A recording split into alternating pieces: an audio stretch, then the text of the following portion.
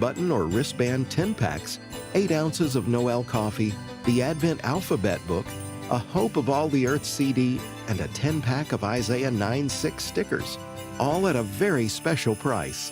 Get your Christmas bundle today at resources.afa.net. Welcome to Today's Issues, offering a Christian response to the issues of the day. Here's your host, Tim Wildman, President of the American Family Association.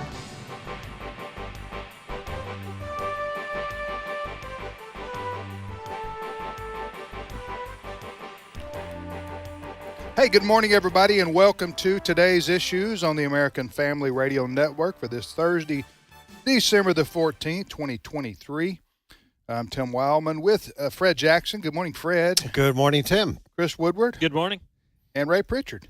Good morning, Tim. How you doing today? It was good to see you in person on Tuesday. Listen, I always enjoy those trips to Tupelo and, the radio, the board meeting, the big Christmas luncheon. Hey, it's a treat. Now, you and Marlene drove back. When did you get back into KC? We left Tupelo on Tuesday after the board meeting, drove to Jonesboro, Arkansas, spent the night, and then got in here to Kansas City about 1:30 yesterday. There's just that road from Jonesboro to, do you go to Springfield? Yeah, Jonesboro to Springfield. And, go up through the mountains, right through the Ozarks, and you see a little bit of the heart of America there, twisting and turning, It's beautiful, but you can't take your eyes off the road. Oh, that's right. Or you're going to go down a hillside.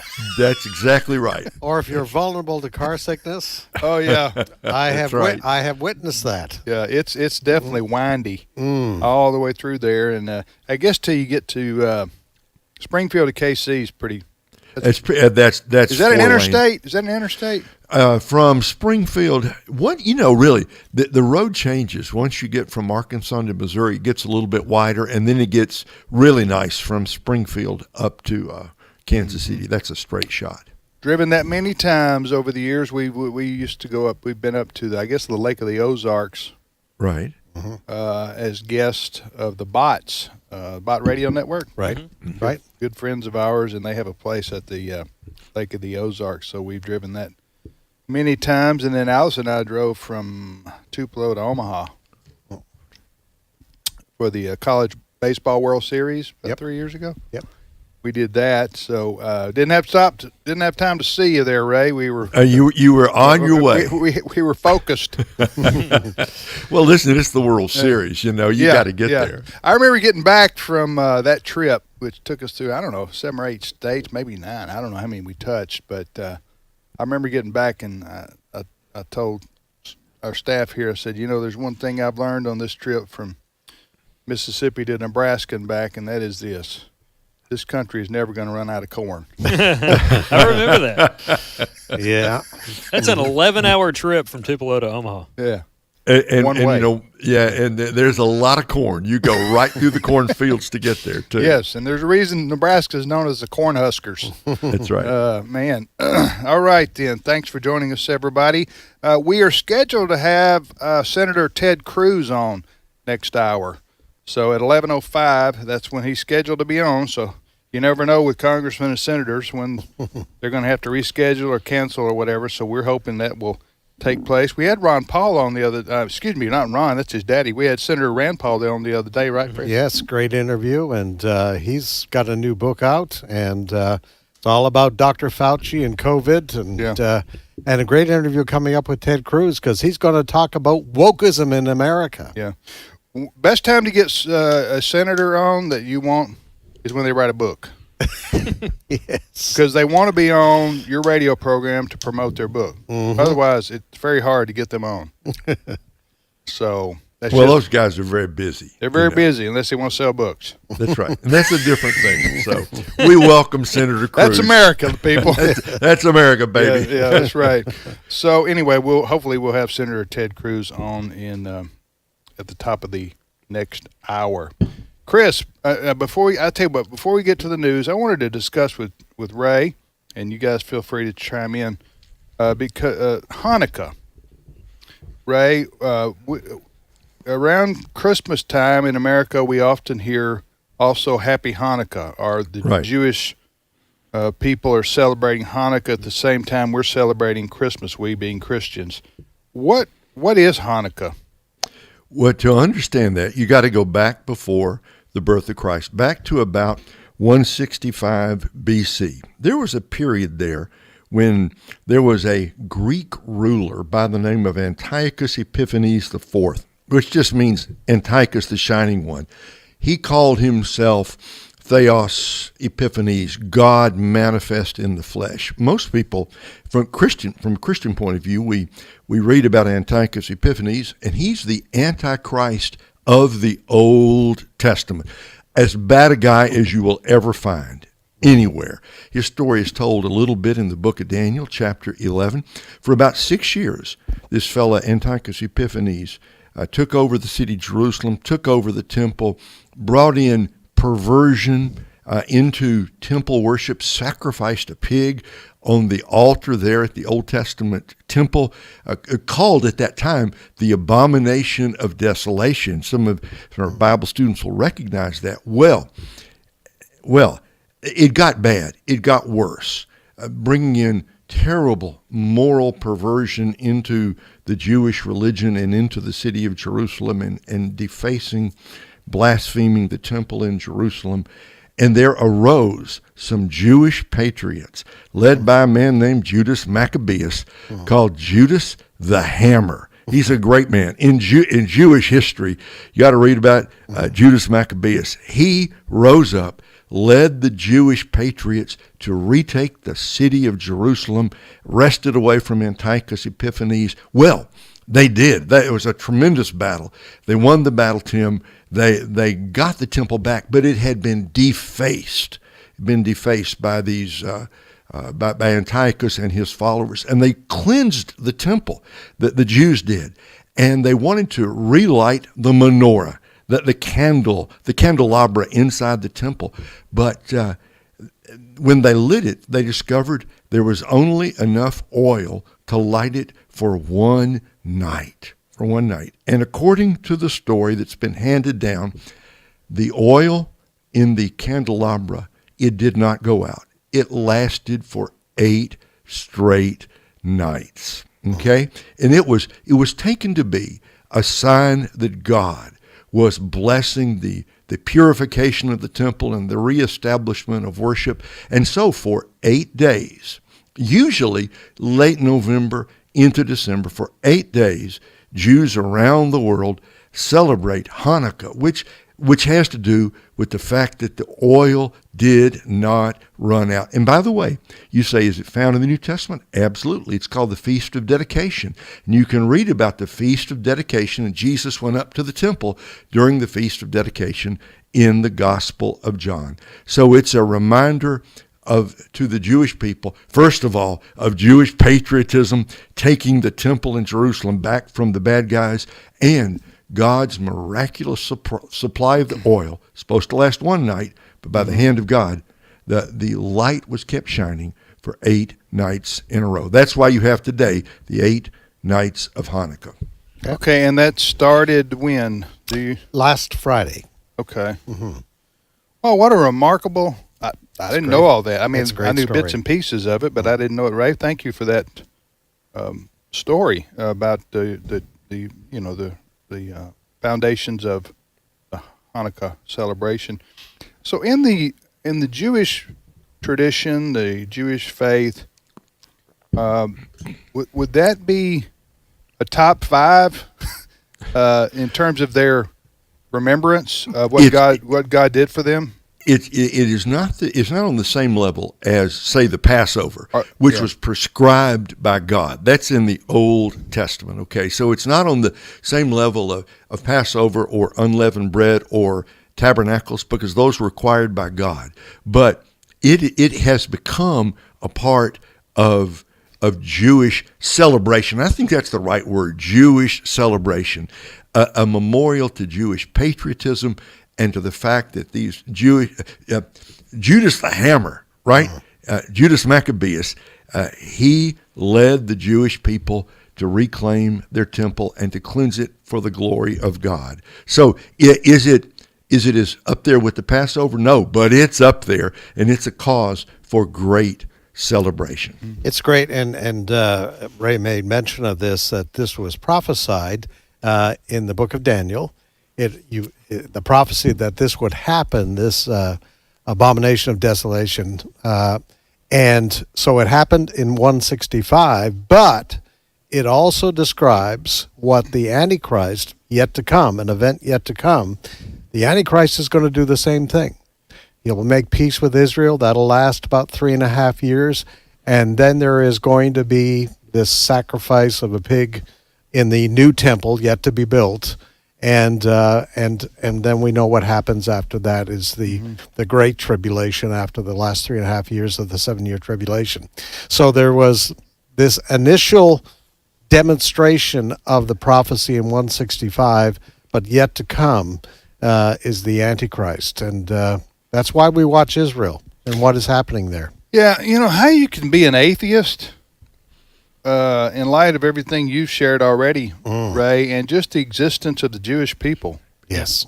Is I know a lot of times atheists claim we Christians believe in some kind of fairy tale or something, but we don't believe in science or fact. I would say back at you, because the story of the Jewish people is still alive today.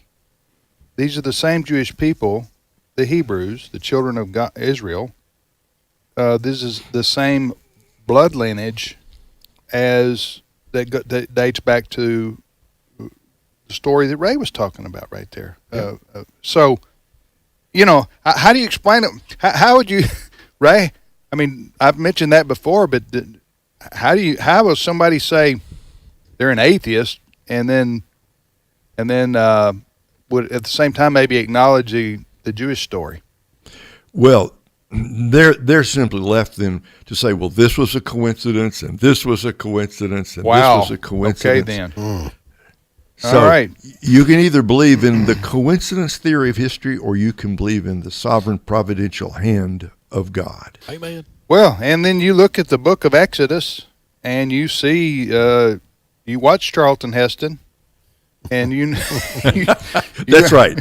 That's right. You see the Ten Commandments, the movie, which was a great movie, by the way, which that movie at least introduced millions of people to the story of the God of the Bible, right? That's right. It was incomplete in the sense that it didn't have the New Testament, but that New Testament hadn't happened yet. Mm-hmm. So, but you see how God brought the children of Israel out of Egypt, Yes. out of bondage, and gave them this land, Mm-hmm. or returned them to this land. So it's just it's a supernatural story contained in the Bible. But as Ray said, unless you're just going to believe in 1,000 coincidences, you would have to say the story of the Bible is accurate. Yes. And, a lot of people questioned the authenticity of Scripture. And then 1948 happened when you talk about the people of Israel. Mm-hmm. A lot, even in the Christian community, some said, God was through with the Jews. But then 1948 happened. Israel was reformed as a nation once again. Miraculously. And the Bible talked about the regathering of the Jews from they had been Right. spread all over the world. Right. And they're still coming back. And here we are now today, 2023, and basically the whole world's against the Jews again. Isn't that amazing? Yep. So here we are. Yeah.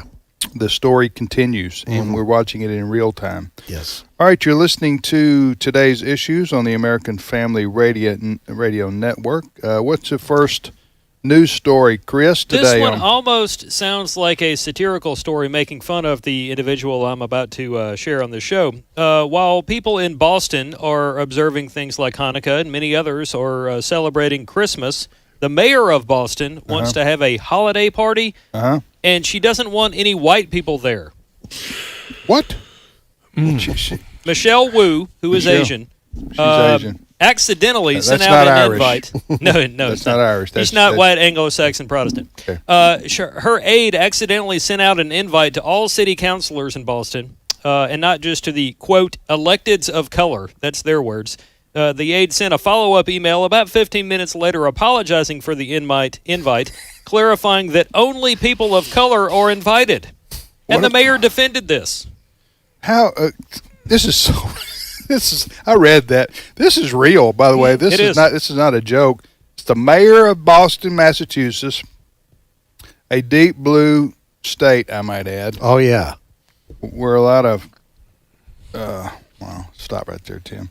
Yeah. All right. So, crazies. A lot of left wing crazies live. How about that? Mm-hmm. And by the way, it's a very one of the most historic cities in our country, right? Yes. Boston. And I've been there. But so the mayor of the city sends out an invitation. Now it's a holiday party; it's not a Christmas party, Correct. right? She wants to make clear that, and she wants to make clear that what she asked her assistant sent out invitations to all the city councilmen, Yes. but forgot to omit the white people. Mm-hmm. So she went back and said, hey, I forgot that Christmas invitation we just sent. If you're white, you don't need to show up. Yeah. Is that what happened, Chris? Basically, they essentially told them, that'll build city unity right there. right, That's very. nothing like unity in America today. Listen, these left wing people like this that are they're woke. They're the most divisive people in America. Yeah. It's like when they have this this national anthem and they call it the Black National Anthem at sporting events, and I'm going, are black folks at the event not Americans too? Do we have to have a separate? Are we going to have separate national anthems for everybody? I mean, that's just ridiculous. The whole thing about America is we're a melting pot of different colors, creeds, ethnicities, and we all unite around the flag to sing the national anthem to honor our country and those who've served, those who've died. And so to have different national anthems based on your ethnic background, that is counterproductive to building unity. Yeah. Can you imagine for a moment if there was a white male mayor of a Republican city? Right. And he said, we're going to have a party, but only white males are invited. Yeah, I don't think that would fly, Fred. No. Can you imagine, first of all, the mainstream media across this country, what they would do with that? Yeah. There would be an explosion. You would have the Al Sharptons and everybody else. He would have already flown in or jumped out of an airplane to parachute in. Yes. I don't want to have a... Go ahead. And she gets away by just saying, sorry that you white people on my council, there's 7 of them, sorry that you got the memo, they're still not invited. I wouldn't want to have a Christmas party without the women anyway, because, I mean, you seen the food men bring to these things? Well, that's a good point. Yeah. So she did not apologize, right, Fred? She hasn't. No. No, she's just going to... Now, is she married to a white dude? I understand her husband is a white guy. So is he going to be able to come? He serves. He's not an elected, so I guess. He's not an elected. He's making deviled eggs. He's making deviled So eggs. is it at her house? He's going to have to leave the house a couple hours? Oh, what a mess. Huh? Hey, Connor. Honey, you go Connor, drive around. Go down go bowling. You're too white to be at Go this out for party. coffee and make sure it's a woke coffee shop. That's right. That you spend our money at. It's ridiculous. These far lefties, I'm telling you, they're more divisive than any conservative. Exactly. You Absolutely. just bingoed. I have some audio here from somebody saying pretty much the same thing. R. Chad Groening did a story on this already, and he spoke with Brian Kemaker of Mass Resistance. Hear what Brian has to say. Clip 1. The left talks about racists, and they're the biggest racists there are. And everybody's talking about it. The strange thing is, to them, doing something that idiotic, it doesn't even cross their mind. But to normal people, they think, what a bunch of hypocrites. And how idiotic is it to only invite people to a party based on race? Yeah. Yeah. All right. Next story. Enough of that silliness. If you want to enjoy that, ladies and gentlemen, you just move to Boston, and that's Ed used to live there. Yes. We'll ask him about this. Okay. All right. Next up. Let's do this because it's something that's taken a backseat to other things going on in the news cycle. But oftentimes, what happens at climate conferences ends up impacting you, even though we are thousands of miles away from things. This also sounds like a joke, but I promise it's true. It's something that's been a push. There's been a push for it for most of my 10 or 13 years here. I've got some sound of Mark Morano. 10 or 13. That's a pretty big difference there. I pulled a Biden, didn't I? I've got some audio of Mark Morano of Climate Depot talking about efforts in Dubai and other parts of the world where these climate alarmists want to give rights or a voice to the rocks and trees when it comes to various policies. Not making it up. What are we about to hear? Mark Morano talking about efforts to give rights or a voice to rocks and trees when it comes to our using lands. Clip 5. We've all heard of human rights, civil rights, and women's rights. The Financial Times reported essentially about white, wealthy Western nations buying up land in Africa as carbon offsets. So you have at least 5 African nations where 20% of their land is locked up. They can't develop it. We've all heard of human rights, civil rights, and women's rights, but what about the rights of nature? A growing global movement seeks to give plants, animals, and entire ecosystems some of the same legal protections that humans have. The concept is that, like humans, all living things and ecosystems have the fundamental right to exist and thrive, and that nature's rights, like humans, can be defended in court. They're now giving voice to rivers, trees, and land. And obviously they can't speak for themselves, so where are the voice coming from? It's coming from self-important, self-appointed bureaucrats and activists who will speak on behalf of these inanimate objects. That sounds like the guy that's on with Laurie Ingraham sometimes. So, what's the fellow's name? Mark Morano. He has appeared on Fox many times on different programs. It could be. So where are they trying to get this voice heard for the rivers and the rocks? Well, when it comes to mankind's population growth, and we're using more land and wanting to do things and burn oil or whatnot, environmentalists, many of which are radical, want to make it to where the environment can have a voice, to where even the environment can sue to block things like fossil fuel development. So can you subpoena a river? Basically, there's actually been a push for the environment to be able to sue mankind over our growth and development. I'm representing the spruce tree today. The Stanford Cardinal will sue you. My client is very upset that someone wants to chop me down for Christmas. I know these climate activists are appearing different events and so forth in places around the world, and they're like gluing themselves to the road and famous paintings. But yeah, things of that nature. The irony with that is some of the glue is petroleum based, and then they used fossil fuels to get to the place where they're staging their protest. You know what I would do? Call them hypocrite? No, I'd leave them there. They'll eventually call their friends. Hey, nobody's getting me out. Nobody's ungluing my hands from this road, and I want to go home. You know, some of the people advocating for this are the same people that say the unborn baby is not a human being. Right. And therefore we're not going to give a voice to that unborn baby, but we are going to give voice to a rock and a tree. Yeah. Yeah. Same people. All right, we're going to take a break right here and be back with more. The fellow that's the prosecutor, I want to talk about this when we get back for just a minute. The federal prosecutor who's handling the January 6th and the documents case relating to former President Donald Trump. Jack Smith. Yes, he's made a appeal to the United States Supreme Court, which is going to be very interesting to see what they rule. We're going to explain that when we get back from the break, and we hope that you're having a great day. It's Thursday again, December the 14th. We shall return momentarily. Much more news, including the story I just mentioned, to talk about after the break.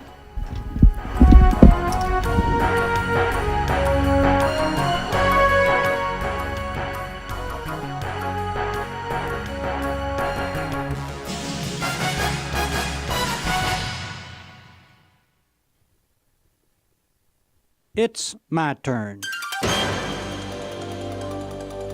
here is your host for My Turn, Don Wildman. The very first book in the Bible has some wonderful words for us. Here's a little short verse from the 28th chapter. Surely the Lord is in this place, and I did not know it. Let me share a story with you. Sam put on his top coat, picked up his briefcase, and walked to the door. Saying goodbye to the rest of the family, he proceeded to his car. He backed out of his driveway and headed down the road to the office. At the intersection, he looked both ways, and then he started across, and that's when it happened.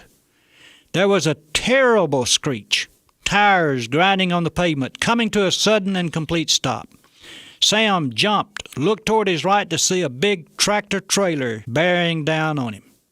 In an instant, his instinct told him to brace himself to prepare for a terrible accident. The truck was about to crash into his small, foreign-made automobile. He braced and waited, but miraculously, the driver of the giant truck managed to get the big rig stopped just prior to the anticipated collision. With a sigh of relief and thankfulness, Sam uttered a quick prayer. Now, it's only fair to say that Sam was not normally a very religious man, living mostly by his own creeds and just not having much time or interest in the kid stuff, you know. But for some reason, he spontaneously let it slip. "Thank you, Lord," he said, suddenly remembering that there was someone beyond himself. Well, Sam and the driver of the truck got out and surveyed the situation. "Man," said the truck driver, "you're a mighty lucky person. Just a split-second difference in timing, and you very probably wouldn't be around this old world right now. You'd better be thankful that I had my brakes reworked just last week. I would hate to think what would have happened if I had not. And I started to put it off, but changed my mind at the last minute and went ahead. Buddy, you better thank goodness that you're still alive." "Mister," said Sam, "I've already thanked goodness." Well, in a few moments, Sam was on his way to the office again. At a service station along the route he took, he saw Bill. Bill was a friend of his who worked in the same office. Bill was also the religious guy in their group, a regular churchgoer. Sam wheeled in to speak to Bill and tell him about the truck. "Hey, Bill," hollered Sam out of his window as he pulled along his religious friend. "The Lord's really taking care of me this morning. I pulled out in front of this big truck, and the Lord performed a miracle and stopped it just before it got me. It sure is great how the Lord takes care of us, isn't it?"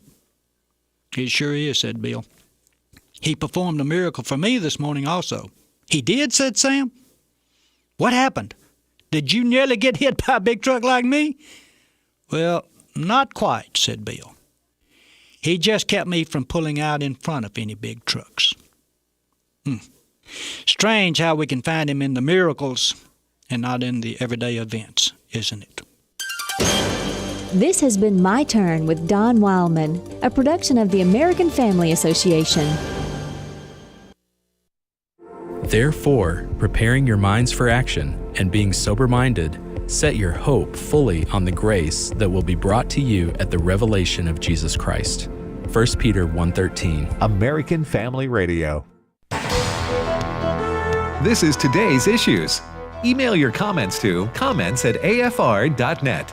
Past broadcasts of Today's Issues are available for listening and viewing in the archive at afr.net. Now, back to more of Today's Issues. Welcome back to Today's Issues on the American Family Radio Network. Senator Ted Cruz of Texas is scheduled to be with us at 11:05 Central Time, so about approximately 30 minutes or so. We hope that that interview will take place. We've scheduled it. But you never know with these congressmen and senators when they're going to be called to a vote or committee meeting or they decide that they want to go for coffee. Who knows? But hopefully Senator Cruz will be our guest. I'm Tim Wildman with Fred Jackson and also Chris Woodward and Ray Pritchard, and we thank you for listening to American Family Radio. So if, by the way, just those of you, some of you are registering to go with us in June and September on our spiritual heritage tours. And if you want to check that out, go to spiritualheritagetours.com. By we, I mean my wife and I, Allison, and Stephen and Beth McDowell, the Providence Foundation, we're going to be leading tour groups to Colonial Williamsburg, Jamestown, and Yorktown.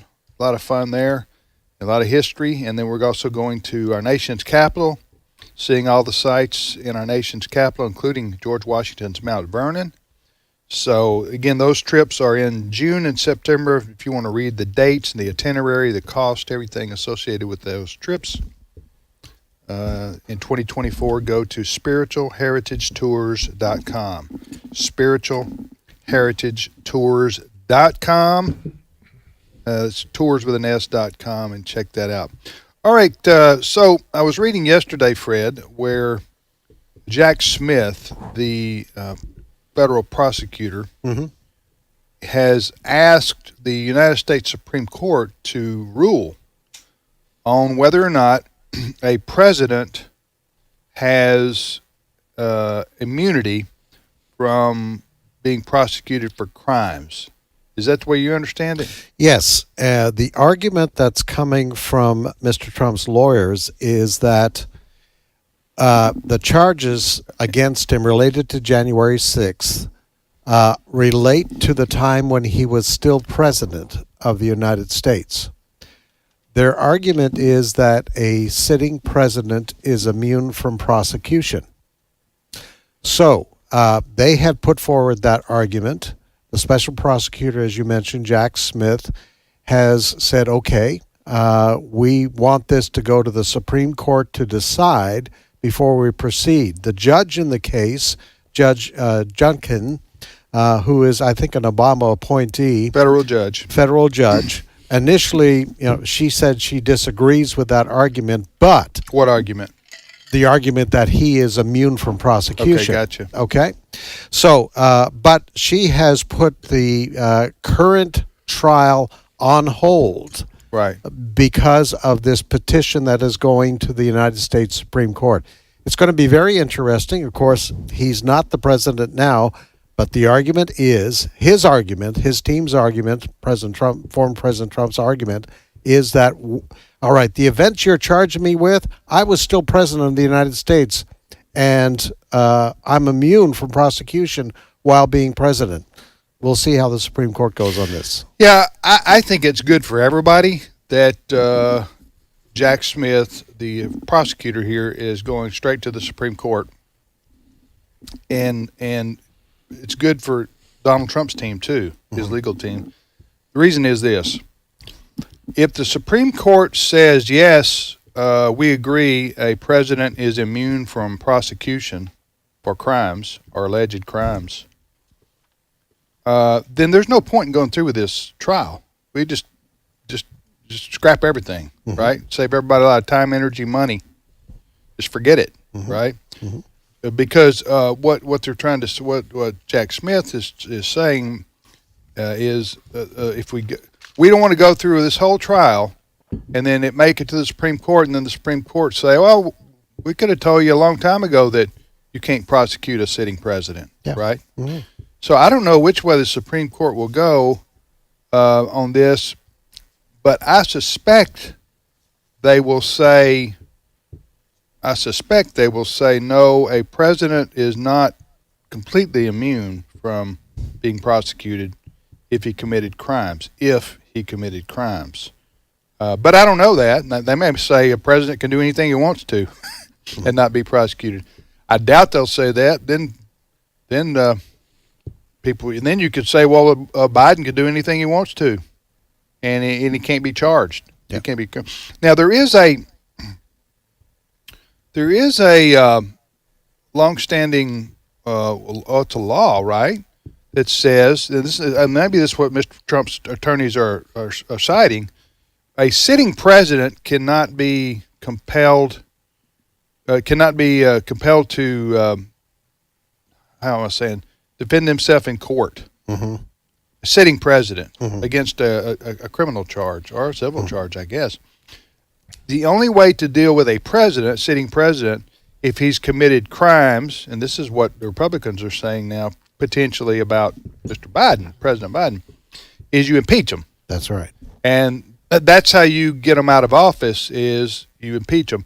That's a political trial, so to speak, as opposed to a courtroom. Because if every president was subject to, having to go to trial all the time because they was being sued, you couldn't do your job. That's right. It doesn't matter, Democrat, Republican, or whatever. You couldn't do your job. So that's why we give immunity to sitting presidents from court cases against them. Does that make sense? That makes sense. Okay, it is.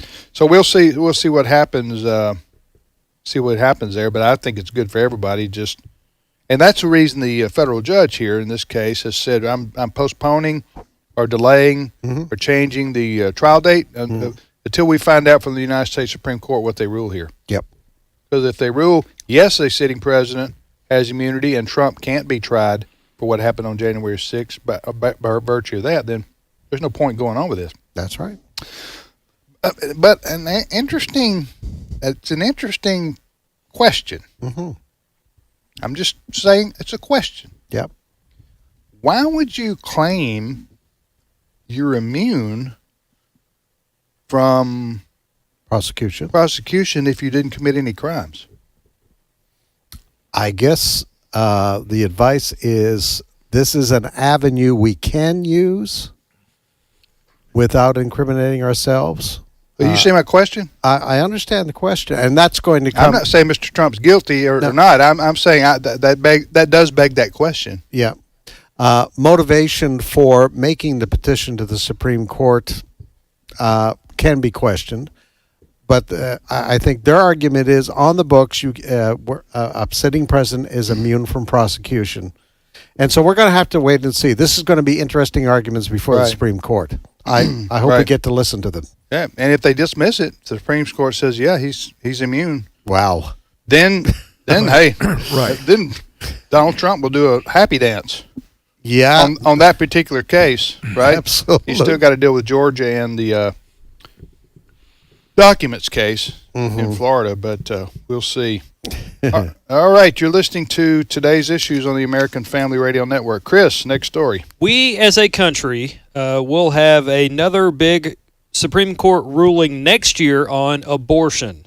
I say that because yesterday the Supreme Court decided it will hear appeals from the Biden administration and the maker of a chemical abortion drug known as mifepristone. The Biden administration and the drug manufacturer want the justices to reverse an appellate ruling out of the Fifth Circuit that would cut off access to the chemical abortion drug through the mail and impose other restrictions, even in states where abortion remains legal. Charlie Butts has been covering this. I've talked to some people about it, and we've been told at AFN that if the Supreme Court rules against this chemical abortion drug, it could cut the number of abortions in half overnight in these United States of America. This is an alliance. How do we know that? Because it's going to basically make it to where this drug won't be available. Can't be sent through the mail. Can't be dispensed. What does the drug do? It's part of the chemical abortion drug process that kills the baby in the womb.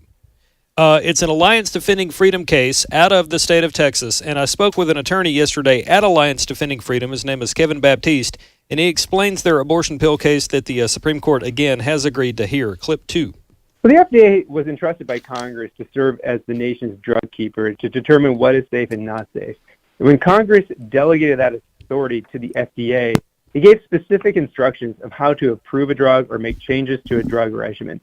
And here the FDA failed to follow the Congress and its instructions. And so that's why we brought our lawsuit. One is you have to actually study the regimen that you approve. The FDA, in its 23-year history of this drug, has never actually studied the approved regimen. It's always approved some other type of regimen with more safeguards and protocols. They're never in the approved regimen. It failed to study the pediatric population that it's approved for. It's supposed to, by law, study the effects of this drug on teenage girls who are allowed to take this drug, but they've never actually done that. And so we're challenging the FDA's actions with regards to that. And also there's a longstanding federal law that says you can't mail these drugs across state lines. The FDA authorized that in 2021, and that was the last straw, and that's why we brought this case.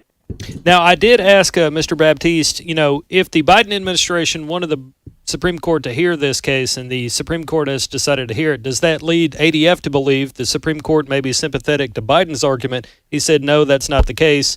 This is a controversial issue. They want to put an end to the dispute. So don't fret right now thinking, the high court might rule in favor of Biden here in chemical abortions. Okay. Anybody got anything to ask or add to that? Well, thousands of women are using this. It's this drug in combination with another drug that's used. Does it abort the baby like in the first 2 weeks, 3 weeks, or 6 weeks? Early on. Very early on in the pregnancy, yes. One of the big issues is that a person in state A can require this, can request this drug, and it goes across state lines, which is one of the arguments being used by ADF. That is not legal. But the other thing troubles me even more, that the FDA did not do adequate testing on this as to the impact, let's say, on a teenage pregnant girl. Mm-hmm. What impact this might have on her eventual health after taking this drug. So this is very interesting. On the pro-abort side, they're very concerned with where this is landing in the United States Supreme Court, because we know the pro-aborts are very upset with the decision on Roe v. Wade, and they figure there is a bias against abortion on the existing Supreme Court. So we'll wait and see. I have a way to loop in Ray on this issue. Ray, yesterday on our program called At the Core on American Family Radio, they spoke with Ruth Goodman, I believe it is, from the Center for Christian Virtue out of Ohio, and they were talking about the November vote that didn't go the pro-life's way there. And it was kind of a what do we do now discussion. And she said the church just has to be more involved on the abortion issue. They have to preach it. They have to be out there engaged. They have to be helping people. And that's why I thought of you, Ray, because is there, how often do you find or hear that the abortion issue is addressed in churches beyond that one Sunday in January that we all talk about? Well, after the Dobbs decision came down a year ago, the first legal test, the first vote took place. We've had a number of these, but the first one took place right here in Kansas, which typically is a pretty strong red state. And not only did our side lose, but we lost convincingly. And yes, the other side spent millions more dollars, and frankly, they were very savvy, and they used marketing well. But the truth of the matter is, the churches of Kansas, largely, even the well-known pro-life churches, a great many of them just had nothing to say about this. Well, if the church is not going to be salt and light, then we don't have much to complain about when the society decides to continue going down the road toward moral and spiritual Sodom and Gomorrah. So I want to say I agree with the interview that you guys did yesterday.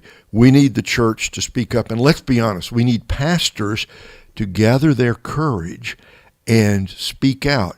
Because if you're the shepherd, let's say the under-shepherd of the flock of God, how will the sheep know what to do unless the pastor is going to speak out for truth and for life? Amen, brother. Preach it. All right, you're listening to today's issues on AFR Next Story. Chris. Well, President Biden and his administration, they want to give a lot more of our tax dollars to Ukraine to fight the Russians in their war with the Russian invaders there. Meanwhile, Republicans wish Biden would just pay a little more attention and actually do something about the southern border. So Biden wants money for Ukraine. Oh, he's done something about it, all right. Republicans wish Biden was more concerned about the U.S. southern border than he was Ukraine's border. And I have some audio here of Senator James Lankford, a Republican from Oklahoma, talking to Fox News Channel today on the need for border funding and securing the U.S.-Mexico border. Clip 4. The biggest issue right now is we have people coming in to ask for asylum that don't qualify for asylum, and everybody knows it. Asylum is very difficult to get, so the first thing we got to do is change the way we do screenings for asylum. You can't go in the country for 5 years and then get a hearing. You got to do it at the border. We got to clarify what asylum is and what it is not, and we've got to have some way to be able to say, hey, if we're overrun by the cartels and they throw 11,000 people at us like they did yesterday, we have a way to be able to say, stop, we're not going to take any more people in, so that we control the border, not criminal organizations in Mexico. I don't even know why this this is one of those issues where I don't even know why government has to debate it.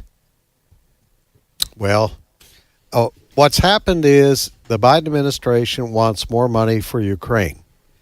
And it's about a $106 billion package. But what the Biden administration has done is said, okay, to the Republicans, we'll throw in some money for border security. I put border security in quotation marks because when Biden talks about money for border security, he's talking about sending people down there to do more paperwork.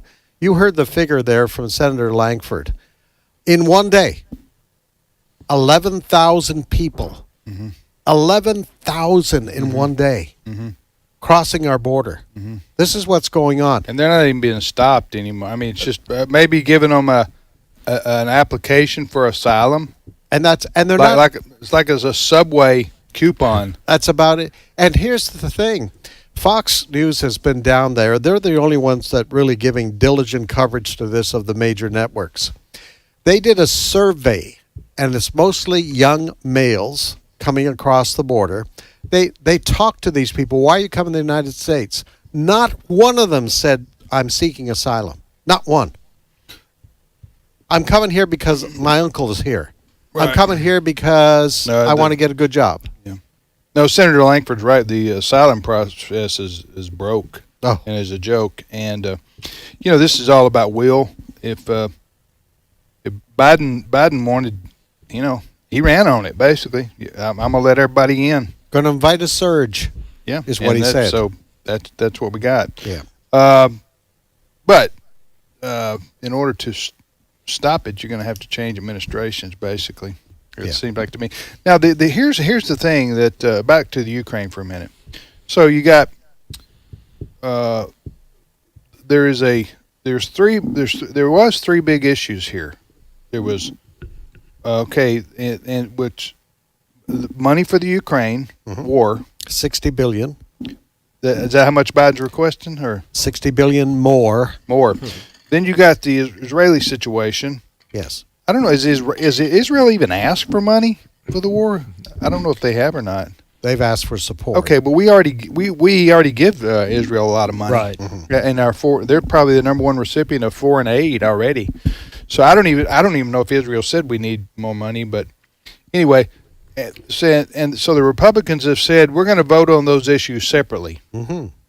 Biden has says no, we want to join them together because he knows that the vast majority of Republicans will vote for more financial support for Israel in their war effort with. So so do we know how that's going to end up? Is that going to be two different votes or one different vote? Well, what has happened is then the border security on the south that we just talked about in the U.S., that's also being tied in. Senator Langford is part of a small team of Republicans that are now negotiating in the last 2 or 3 days with the White House on this. Senator Langford, in this interview with Fox this morning, said they are making some headway on making demands of the administration that some of this money has to go to securing the border, not doing paperwork for thousands of people who are saying are coming here asking for asylum. I think it does have to, pretty much you need the House to agree on this because anything involving money involves the House. So Biden has to get the people controlling the purse, so to speak, in lockstep agreement here. Otherwise, you're not going to get anything. I tell you, I have friends who are totally against giving money to Ukraine. And then I have other friends who I respect just as much who say, no, we've got to support Ukraine. Otherwise, Russia is going to take over Ukraine, and then they're going to go into other countries. It's in our national interest, they would say. So I don't know. The accountability factor, too, on what these monies that we give Ukraine, these billions and billions of dollars, do we know how it's really being spent? That is a question that some of the Republicans who are reluctant to give more money are saying. Where is the accountability for how this money has been spent? Because there have been reports that there are individuals high up in the Ukrainian administration that are becoming millionaires off of all of this money. But there are reports. Yeah. All right. So, Ray, you have any thoughts on this? One way or another? Well, first of all, Fred, I don't doubt what you said is true. There have been people profiting off war since the beginning of time, right? So I understand that. It feels to me like the war in Ukraine has been in a stalemate. A few miles here, a few miles there, and it's hard to know if we give. And we're going to look. do we all agree we're going to give them more money? Yes. We're not on the side of Putin. Everybody understands that. We are on the side of Ukraine.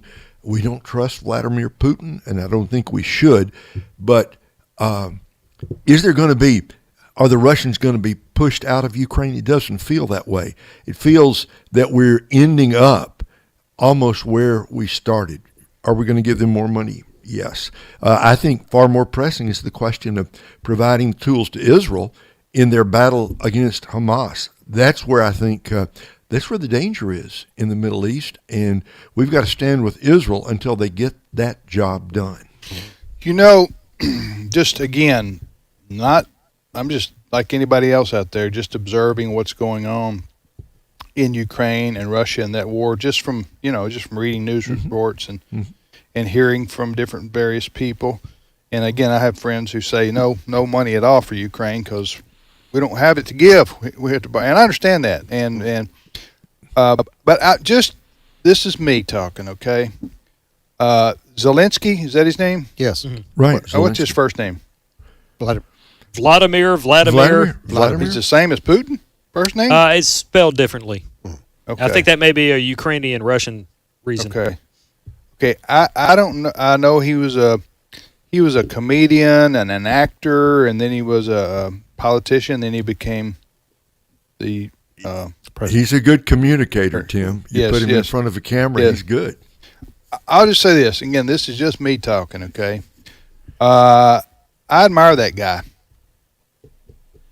I admire that guy, and I'm not saying I'm for giving money to the Ukraine endlessly. I'm just talking about on a personal level, because he was. I remember when Russia rolled in, and they engaged and started the bombing Ukraine. I remember that video he did when it was he and 2 or 3 others, and they said, by the time I may be dead tomorrow. I remember them recording that. Right. They're very dramatic. Yeah, very, very dramatic. I may be dead tomorrow, but then my admiration for him personally, again, I don't know all his politics or anything like that. I'm just saying the courage he displayed in the face of one of the mightiest armies in the world besieging your country. It would have been easy to just get on a jet and hightail out of there. You know what I'm saying?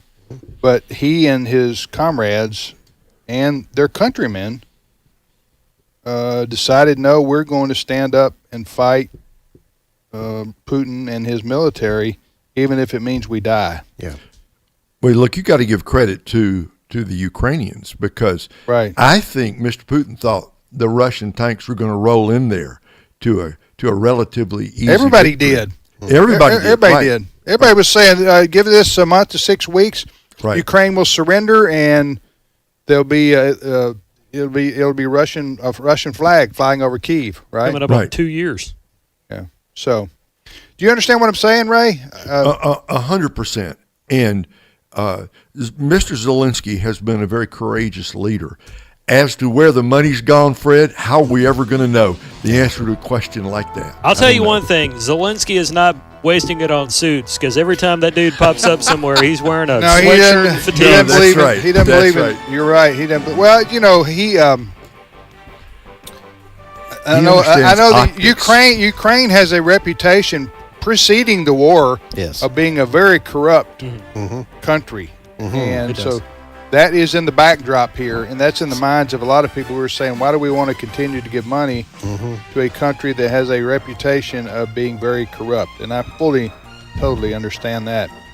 Well, we'll be back in 5 minutes after the news. Stay with us.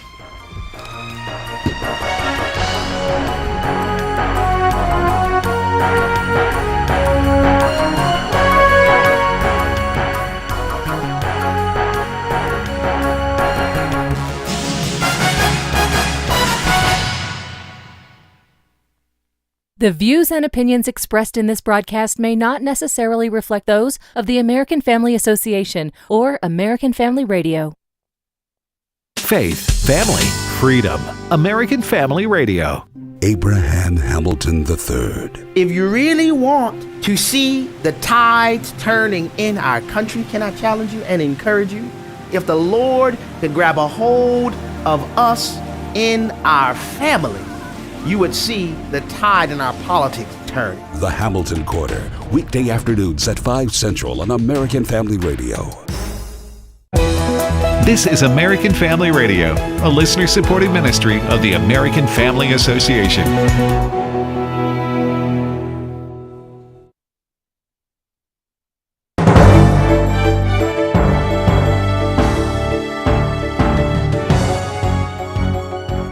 American Family News on the Hour.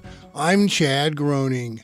The House of Representatives voted to formalize an impeachment inquiry into President Biden as his son Hunter Biden defies a subpoena to testify before a House committee. This is a huge step for House Republicans who argue that a formal inquiry is the only way to get the White House to actually comply with their investigation. They're accusing President Biden of influence peddling during his time as vice president, and they say they are collecting evidence that shows he was involved in his son's foreign business dealings. But President Biden is writing the whole thing off, saying, quote, instead of doing anything to help make Americans' lives better, they are focused on attacking me with lies. They are choosing to waste time on this baseless political stunt that even Republicans in Congress admit is not supported by facts. Hunter Biden was subpoenaed to testify for a closed-door deposition with Congress, but he didn't show up. Fox's Brooke Singman. Relatively few Americans are excited about a potential rematch of the 2020 election between President Joe Biden and Donald Trump. But more Republicans would be happy to have Trump as their nominee than Democrats would be with Biden. That's according to a new poll from the Associated Press NORC Center for Public Affairs Research. Votes don't always go the way you want them to, and that was certainly the case in Ohio this year. AFN's Chris Woodward explains. In November, Ohio voters enshrined abortion access in the state constitution. Talking about this on AFR's At the Core program, Ruth Edmonds of the Center for Christian Virtue said pro-lifers in Ohio are not giving up. We cannot throw up our hands on this issue. You know, God created life. So what now? Two things that we have to do. First of all, acknowledge that there has been an assault on family. We have to acknowledge that because we had the nucleus family being changed. Then we're talking about gender transitioning. Then you have an assault on children. Edmund said it's as if schools have created a separation between children and parent. And then you had with this abortion bill, the first line said any or every individual has a right to their reproductive decisions. So that means that a child could have a right to an abortion. Yeah. So we have an assault on family that the church has to be alert about, has to be vocal about, and has to stand up and speak out and say, this is unacceptable. Speaking of the church, Edmund said congregations are going to have to decide whether to sit back and allow their classrooms to sit vacant 5 days a week while children are being indoctrinated in these public education systems. I'm Chris Woodward. A report on government spending for abortion is shocking, but dealing with it is another matter. Here's AFN's Charlie Butts. Tennessee U.S. Senator Marsha Blackburn has released a Government Accountability Office report on federal money sent to abortion providers, and it amounts to nearly $2 billion over 3 years. Most of it went to Planned Parenthood, making it the largest beneficiary of child termination funds. Ed Martin of Stop International. Planned Parenthood is a big, big business. At the heart of the business is killing and abortion. But the American people need to hear this, and they need to understand that, you cannot defund Planned Parenthood by pretending there's one easy way. For decades, the amount of money flowing to the abortion conglomerate has steadily and substantially increased. Now the hard part is let's do something about it. And I hope the public that hears about this will get more energized to stop the killing with our tax dollars. Martin says even abortion proponents ought to support cutting off federal funds. But there's a reason behind that. Well, a lot of the Democrats get a lot of funding and support for their campaigns from Planned Parenthood and Planned Parenthood-related organizations. So while the abortion cartel is enriched with federal money, Planned Parenthood will be the primary child termination organization in this country. I'm Charlie Butts. And that is American Family News on the Hour. I'm Chad Groening.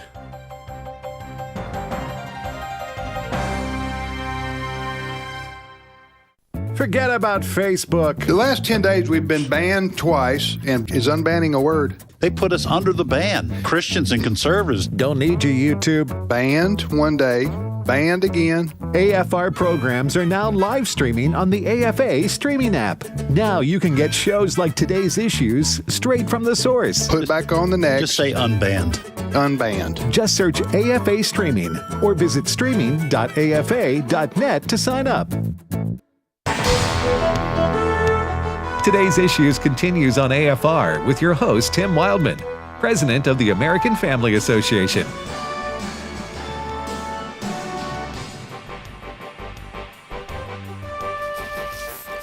Hey, welcome back, everybody, to the radio program Today's Issues on American Family Radio. If you want to send us an email, the address is comments@afr.net. Comments@afr.net. Tim, Fred, and Steve Paisley Jordahl now. Good morning, Steve. Good morning. And Ray's in Kansas City. Ray Pritchard. Hey, Ray. Steve, how you doing? I'm well, thank you. Good. Hey, before we get to, by the way, Senator Ted Cruz of Texas is scheduled to be on right now. And we haven't heard, we don't know. We can't get in touch with him right now. Which I told you, people. I told you an hour ago. Right? Didn't I tell him? You did. You said it's hard to get a senator. But they're busy. They're busy people, right? They're busy people, but he's got a book he wants to sell. So I think he'll be here in a minute. I really do. That's the way these senators are. They got books they want to sell. Mm-hmm. Nothing wrong with selling books. Hey, I'm kidding around here. Senator Ted Cruz, I have great admiration for him. He is, I voted for him. Mm-hmm. Yeah? I voted for him back in 2016 in the primary. And he's been a stalwart conservative for a long time. And I think he's in a re-election year. I know he is, right? So we will hopefully talk to him. Hence the book. Yeah. Hey, Ray, I want to ask you back to the Ukraine for just a minute. And we were talking about the Ukrainian-Russian war that's ongoing almost 2 years now in February. And as you say, kind of a lot of, listen, thousands and thousands of people have died, and we're at a stalemate, seemingly. When everybody thought Russia would win handily within a few weeks, and that didn't happen. By the way, I think, I'm no military expert, but I think the use of drones has changed warfare. Oh, yeah. Yeah. And neutralized a lot of advantages that like Russia had, a lot of big tanks, more tanks, bigger tanks. But if you can be knocked out by a drone. Well, I've always wondered if we get to the point where our drones are going to take out their drones, and whoever's drones and unmanned UAVs win better the other wins the war. Do we just give up then, or how do you win a war if nobody's fighting it? Well, could there be a battle of the drones where your drones and our drone, their drones? That's a Hollywood movie, I think, actually. Well, we've all seen these videos, these tanks that Russia has, which cost, I don't know, hundreds of thousands of dollars probably to make one of these sophisticated tanks. And yet here comes this little drone. I said little. Yeah, that probably cost tens of thousands.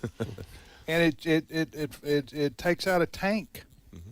And you know what I'm saying? I'm just we've all seen that. I think that what I'm saying is I think that drone usage has served to neutralize to a large extent Russia's overwhelming military numbers and power.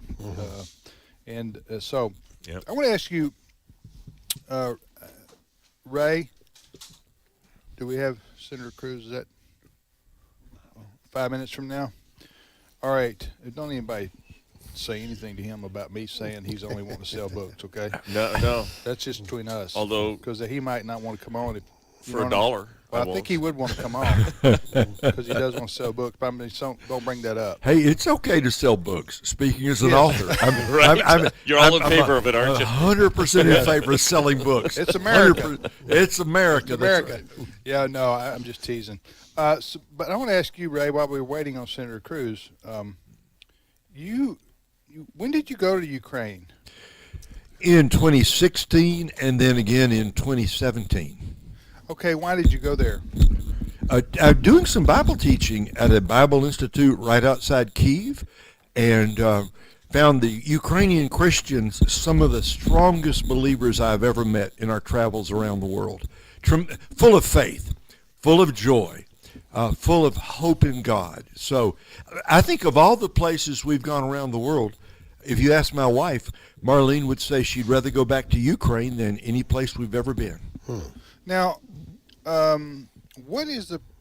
they mostly an agnostic or an atheistic population, or is Ukraine more like, do they have a lot of Russian Orthodox influence or Eastern Orthodox, or what are Catholics, or what They are largely I'm just going to say a religious people.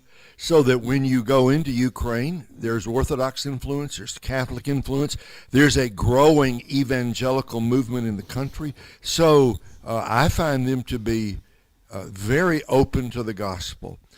And I think that this war of the last 2 years, I'm not going to say revival, that would be overstating it, but I think it has turned a great many of the Ukrainian people back to the Lord, seeking God. That's a wonderful thing to have happen.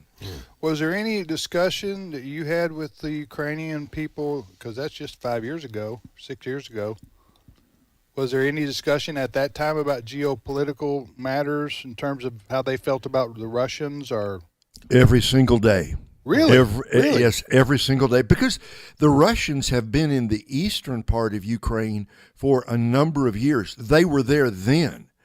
In the eastern part of Ukraine, which is, by the way, that's where, if you look at those maps, that's where a lot of the battle is taking place, is on the eastern side of the country. And some of the students at the Bible Institute came from that Russian-occupied region, and I think we were about 10 hours away from it. So they lived under the shadow of it every single day. So that when Putin officially invaded Ukraine, I mean, beyond just the skirmishes or the warfare going on the eastern border, deeper into the country, I guess that may have surprised. Maybe it didn't. The Ukrainians.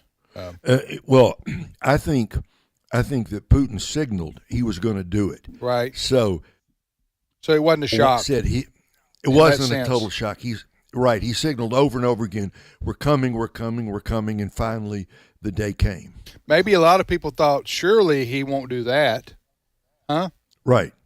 Well, I think many people here in the West, here in the U.S., said he will not do that. Right. Because we couldn't see ourselves doing that, but Putin plays by his own set of rules, right? Yeah, I wonder if Vladimir Putin, too, has, I don't know if he's talked about that. Do we have a guest on that? No. If he's talked about whether or not he wants to try to establish before his death the old Soviet Union. Oh, I think that's his aim. He wants to. I think many Russians, like Vladimir Putin, are embarrassed that they, going back to the Ronald Reagan days when they lost a lot of that part of their country. Well, the Soviet Union fell apart. It did. It fell apart, and some of it was willingly, because you remember they had a couple of leaders. What was the fellow who worked with Reagan who had the birthmark on top of his head? Gorbachev. He was Gorbachev. Gorbachev was basically a guy who, as I understand it, Glasnost. he wanted more freedom for yes. And he wanted he helped. Of course, I think, but the bottom line was Russia ran out of money. Russia wasn't going to be able to do it without some kind of capitalism. Yeah, to hold on to the Soviet Union. The big plan for Putin, I think, is the restoration of the Russian Empire in the Baltics and everything. But the proximate cause, the reason they invaded Ukraine, is I don't think he wanted that to be a NATO nation and to have NATO bombs and nuclear weapons parked that close to Moscow. But Ukraine wasn't. No, but they're certainly not going to be if they're part of Russia. He was taking that decision off the table, I think. Yeah. So Ukraine was a buffer state. Yeah. Between Russia and Poland? Is it Poland or? Poland's on one side there, sure. Which is a NATO state. Yeah, NATO Hungary. Country. Hungary. All right, you're listening to today's issues on the American Family Radio Network. Tim, Fred, Steve, and Ray, we thank you for listening. Senator Ted Cruz from Texas is on with us now. He's got a new book out called Unwoke: How to Defeat Culture Marxism in America. And good morning, Senator. Good morning. Great to be with you. Are you in? This is Tim, by the way. Are you in Texas or D.C.? No, Tim, I'm in D.C. I'm actually right outside the Capitol. I will hopefully be flying home to Texas tonight, but it's a little bit unclear if I'll make it home tonight or not. How long do you have? I've got probably 10, 15 minutes. Okay. All right. Thank you very much. You're on American Family Radio. Of course, we got stations all over Texas. Talk about your book, Unwoke: How to Defeat Culture Marxism in America. Well, sure. It's a brand new book that just came out, and it focuses on how the radical left has taken over virtually every major institution in America. Each chapter focuses on a different institution. So it starts, chapter 1 is the universities, and I call the universities the Wuhan lab of the woke virus. They are where this virus was created. That's good. They're where it mutated, and they're where it spread. From the universities, it goes to K through 12 education. Then it goes to journalism. Then it goes to government. Then it goes to big business. Then it goes to big tech. Then it goes to science. Then it goes to entertainment, to Hollywood, to movies, television, music, sports. And finally, the last chapter of the book is on China, which I describe as a central nexus that is intertwined with all of them. And what the book does is really two things. Number one, it explains how and why the radical left sees these institutions from the inside. But number two, even more importantly, it lays out a positive, proactive battle plan for how we take them back. Because I think if we don't take these institutions back, we're going to lose our nation. No, I agree completely. Absolutely. You're right on that. And so thus the expression culture war. Yeah, that's exactly right. Yeah, because it's a cultural war going out there. It's not just political. It is political, yes, but it's also in all the other spheres of life that you just mentioned. What do you make of this situation with these Ivy League presidents? And those schools are losing billions of dollars from donors and supporters, alumni, and these people. I'm talking about over the Israel Hamas situation. What do you make of all that? Well, it's absolutely disgraceful. I'll say the testimony of the presidents of Harvard and Penn and MIT I thought was shameful. And we've already seen the president of Penn lose her job over it. I think the presidents of Harvard and MIT should be fired as well, although both Harvard and MIT are digging in. They're not wanting to get rid of them. You know, I'm a graduate of Harvard Law School, and it is embarrassing and wrong where my alma mater is. And I got to tell you, Tim, it's a manifestation of cultural Marxism. My new book explains exactly why this is happening, which is to the cultural Marxist, they break the world down into victims and oppressors, and everything is put through the lens of oppression. And for today's radical left, they have coded Jews as oppressors. And they have coded Palestinians as victims. And once they do that, the cultural Marxist supports the violent revolution of the so-called victims against the so-called oppressors. And it's why you're seeing so many on the left celebrating these Hamas atrocities. It's why you saw 35 student groups at Harvard put out a disgraceful statement saying that every murder, every woman and little girl that was raped on October 7th, and every infant that was slaughtered is 100% the fault of Israel, because that's who the left is. And that's why these college presidents, they couldn't bring themselves to even admit that calling for the genocide of the Jewish people was unacceptable, because from their perspective, the Jews are the oppressors, and any and all violence against them is justified by the cultural Marxist. Folks, go buy a copy of, either go to the bookstore or buy it online, but buy Senator Cruz's new book. It's called Unwoke: How to Defeat Cultural Marxism in America. It's excellent. And Fred, you had a question for the senator? Yeah, Senator Fred here.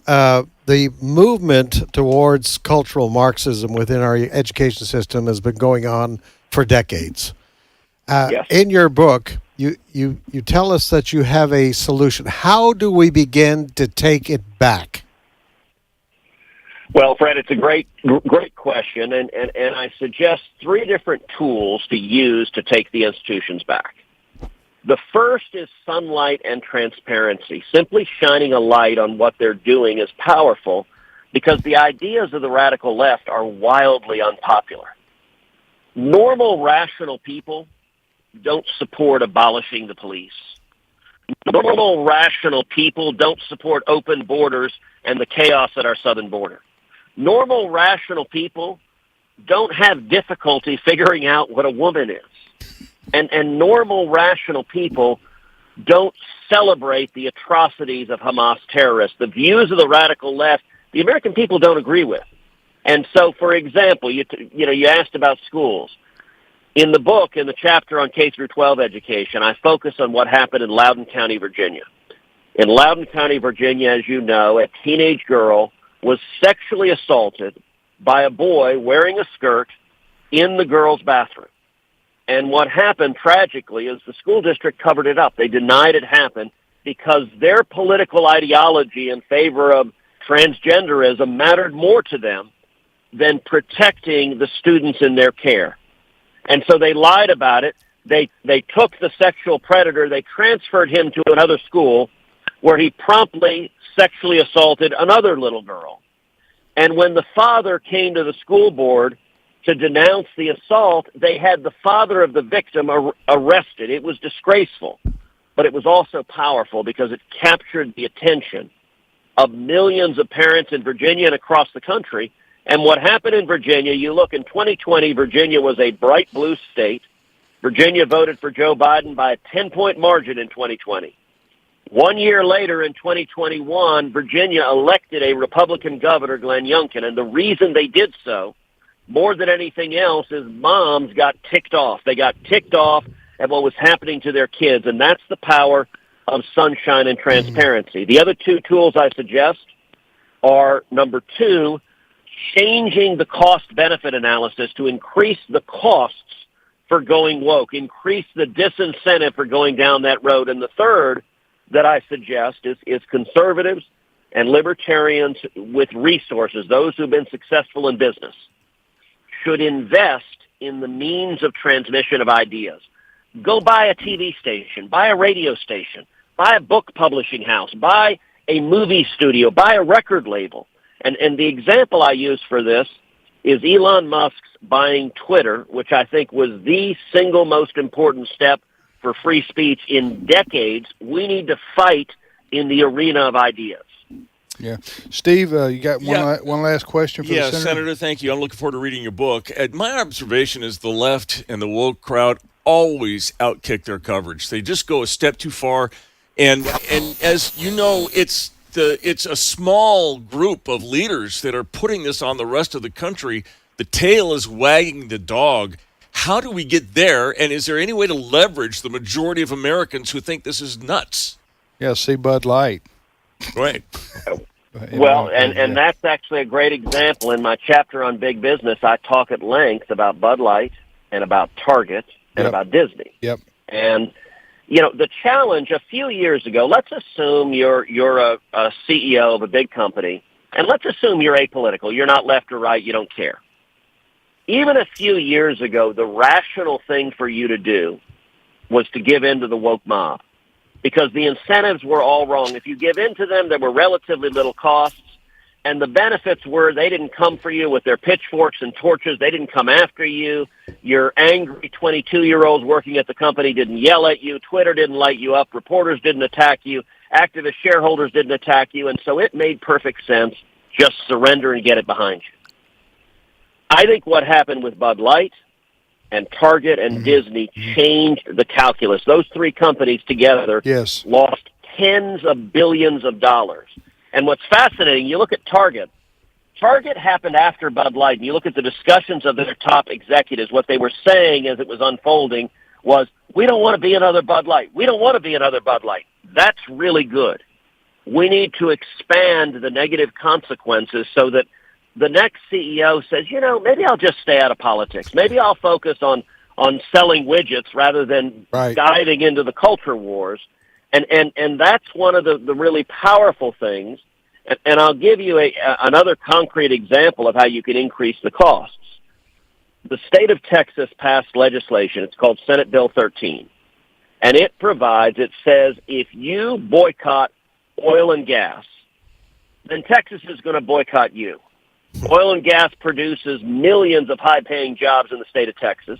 And the state legislature said quite rightly, and I urge them to do this, that the hundreds of billions of dollars in Texas pension funds and endowments of our universities, that we will not invest in any fund, any company that boycotts oil and gas. And they likewise passed another bill that said Texas will not invest if you attack the Second Amendment, that if you're going to undermine the Second Amendment rights of Texans, we're not going to invest in you.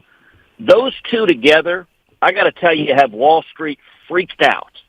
And it's using leverage to impose costs for going woke. And I encourage other red states to do the same. Use that power. And it's because, as you just noted, the American people don't agree with this garbage. The way the left imposes it is through force and coercion. So we need to change the cost-benefit analysis.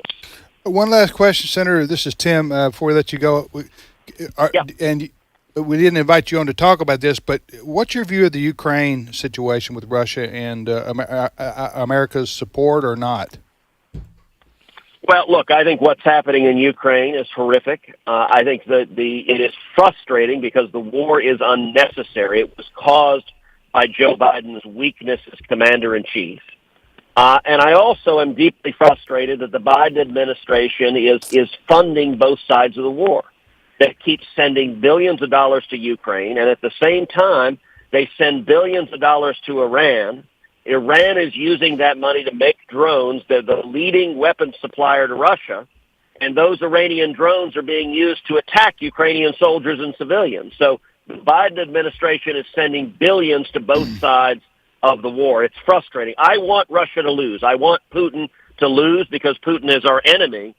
But I'll tell you right now in the Senate, the Democrats are all in on a Ukraine aid package, and Republicans, I think, are rightly holding the line, saying that, listen, we're not going to invest in securing Ukraine's border until you secure our border here at home. Yeah. We have a crisis here in America, and right now, at least, the Democrats are dug in and refusing to secure the border. So we're at an impasse in the Senate as we sit here today. Gotcha. Senator, thanks so much for your time. We appreciate your leadership in the United States Senate for conservative principles and causes, and take care. Well, thank you. I appreciate it. And let me say to all your listeners, God bless you. I want to encourage you, go buy the book, go online, Amazon, Barnes & Noble, wherever you get your books. And I have to mention, Christmas is right around the corner. The book makes a terrific Christmas gift. And so buy a copy for your mom. Buy a copy for your best friend. Buy a copy for your crazy left-wing neighbor to try to knock some sense into him. Or even better, buy a copy for your kids or your grandkids so they can understand the garbage that people are trying to indoctrinate them with. The book is a fun read, it's an interesting read, and it'll give you information that you and your loved ones y'all need to know. All right. Thank you, Senator. Appreciate it. Bye-bye. Take care. Senator Ted Cruz. He wants to sell some books. I'm shocked. I told you, man. Hey. Makes a great Christmas gift. Yeah, give it to your leftist friends. He doesn't care if they use it for a doorstop. They still have to buy it, right? That's right. The book is very substantive. It is. It's important. It's an important topic. The book is Senator Ted Cruz. The new book is called Unwoke: How to Defeat Cultural Marxism in America. Thank you, Ray. Appreciate it. Thank you, Tim. Appreciate Steve and Fred and Chris Woodward. And we thank you for listening to, is anybody else? Jonathan. I want to thank Jonathan for running the controls for us here. And we thank you for listening. All right. Have a great afternoon. This is Thursday. That means tomorrow is Learning University. So we'll see you back here for that.